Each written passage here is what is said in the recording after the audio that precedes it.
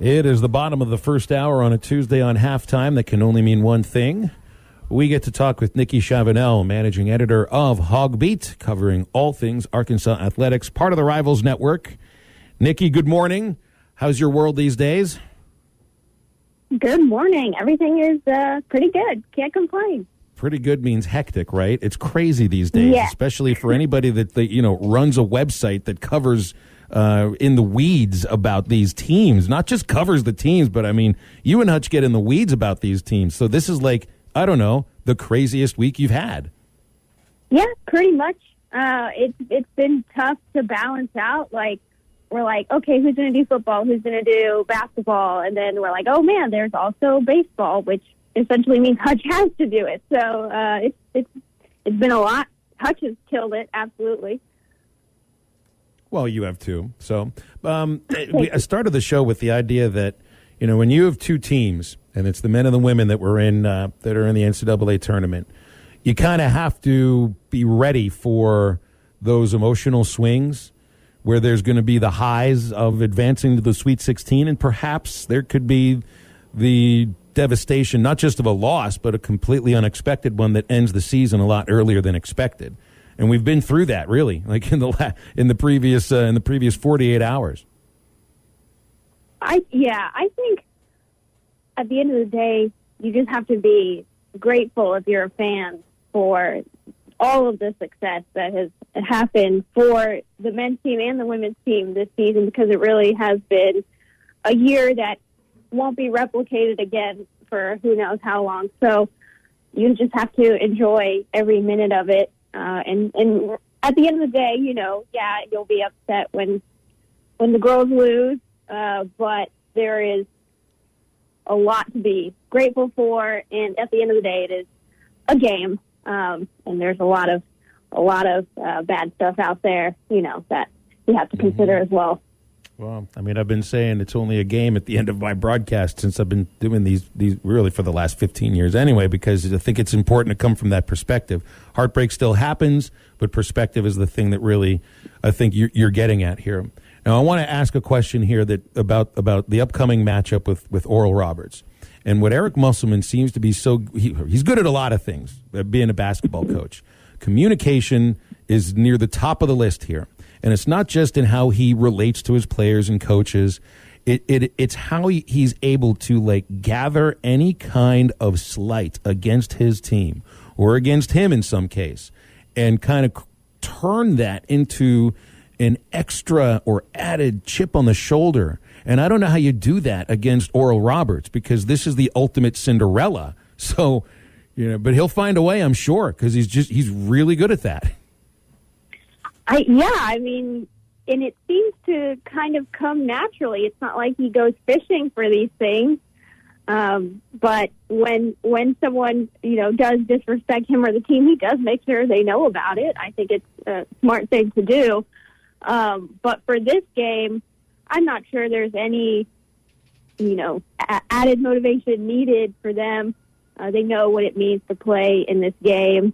And to have such a high chance to win playing the lowest seed possible in the Sweet 16, the pressure should be very high to come out flat and, risk losing to only the second, 15 seed to make it this far would be very disappointing. And I think that they want to continue to prove what they've been proving, that they are a better team than some have given them credit for.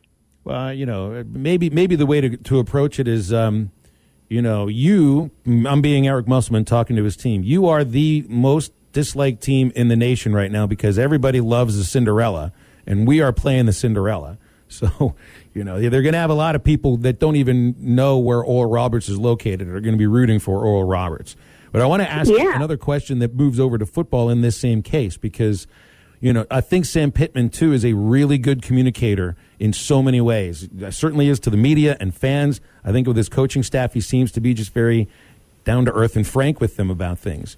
Do you think he's the same kind of coach that can kind of find slights and like take your pick. If you're going to get to the preseason and everybody's picking how the standings are going to shake out, where do you think Arkansas is going to be in the preseason? Do you think that Coach Pittman is a guy that can generate that kind of chip on shoulder for the team, or does that even matter very much when it comes to trying to dig out of the cellar in the SEC West? As good of a communicator as he is, I'm just not sure that is his style. I think he's more of a focus on us kind of guy. Like, I don't know, just, very all about just putting in the work, and it doesn't matter what other people are saying. I think that's more of his approach, probably because, he is dealing with a team that has had their, confidence in the gutter in the past couple of years. So, maybe eventually he'll get that way. But at this point, I think it's just about, instilling as much confidence in them as possible and ignoring everyone else. Nikki Chavanelle joining us here on Halftime. Nikki, we'll switch over to football just for a second. Dennis Van Buren, if you got any recruiting questions for Nikki, be sure to text us in or do it on the VoteTallLaw.com live stream. Dennis Van Buren, he said Hogs are maybe getting some commits this week. Wide receiver Faison Wilson, Joshua White, defensive end, and safety Miles Rouser. Is there any inkling on that you could tell us about them possibly committing to Arkansas this week? So, starting with Faison Wilson, who is due to make an announcement on Thursday. He's choosing between Arkansas, Ole Miss, and Alabama. Talked to him after he narrowed down his top three, and he said, Arkansas was essentially doing the best job of staying in communication with him. The biggest thing for him coming down to the decision was, who's really going to make that push? And I'm very confident that for a rival's, 250 wide receiver who's as big as he is and as talented as he is, Arkansas was the team pushing the hardest. So I expect him to pick Arkansas on Thursday, and that's, a big get for Kenny Guyton. That's his first commit potentially. And then Joshua White, I don't believe he is picking Arkansas, unfortunately. Things were going really well with him, but, his relationship is mostly with Jimmy Smith. He goes to Cedar Grove High School where, Rashad Dubinion is committed to Arkansas. But it's not going to be his position coach, so I think that he and Mississippi State have built a really strong relationship, and I think he'll be picking the Bulldogs. But if you go on HawgBeat, I've got a list of other defensive linemen that they're looking at. You can go check that out. And then who is the third one? I lost it now. Miles Rouser. Yeah, yes. He just said his official visit for the first weekend that the recruiting dead period opens up in June. So I think that's a little bit of a giveaway that he is definitely leaning towards Arkansas. He's a Rivals 100 safety, so he would be, the highest recruited safety by Arkansas and from Michigan. So that makes him the first. Pretty incredible work. Lots that could be happening for this football team. And one thing that's really got swept under the radar because of Razorbacks making the Sweet 16, the women's team with their NCAA tournament coming to a close early. But one thing that really got kind of just slipped under the radar was the scrimmage this weekend. And it wasn't necessarily the spring game, but you got a glimpse of what this team could look like or what some things that they're working on right now in the spring heading into the summer workouts. What were some of your takeaways from the scrimmage this past Saturday? I was there for about 45 minutes. I had to run home to do the Musselman press conference. But one thing I noticed from, reading Hutch's takeaways, it didn't seem like the quarterbacks had a really great day on Saturday. And it seemed like the defense had a better day, but people are still concerned about that defensive line and the amount of pressure they're going to get. I don't know how much of this new defensive scheme they had on display, because they do know that anything that they did on Saturday is going to be seen by their opponents next season. So I'd be interested in seeing what they don't show us, Yeah.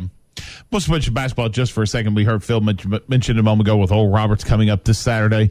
You've already faced this team before, and you made a second-half comeback, and I'm curious about this time around because this team feels much more cohesive than they probably did during the non-conference portion of the season. Very in tune with what each player's role is heading into Saturday. So I'm not expecting the same script heading into Saturday as what we saw earlier this season. I think Oral Roberts will be ready to go.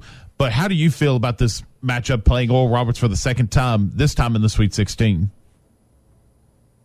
Well, I think don't put Oral Roberts on the foul line. No. I think that's going to be a key for the Razorbacks. But it's honestly a really good matchup for them. I remember back when they played them, way back when in December, Justin Smith, he had to move to the 5, which he could do in this matchup. But Jalen Williams has come along so far, and he's coming off a big game. I think that they would go with that lineup again. And it just seems like a good matchup now that Arkansas is, so much more cohesive. I mean, they were still tinkering around with that lineup, and Muss had to call a timeout 10 minutes into the game. So a lot has changed since then, and their chemistry is just so much better.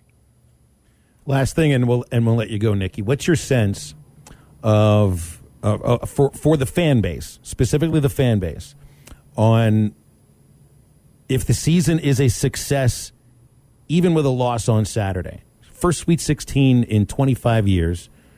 They fell in love with this team. Would an upset loss to Cinderella mean that this season you didn't get to the Elite Eight, would leave you with a bad taste in your mouth? Yes. Does that mean it's not a successful season? I think it already is a successful season, just a matter of to what degree.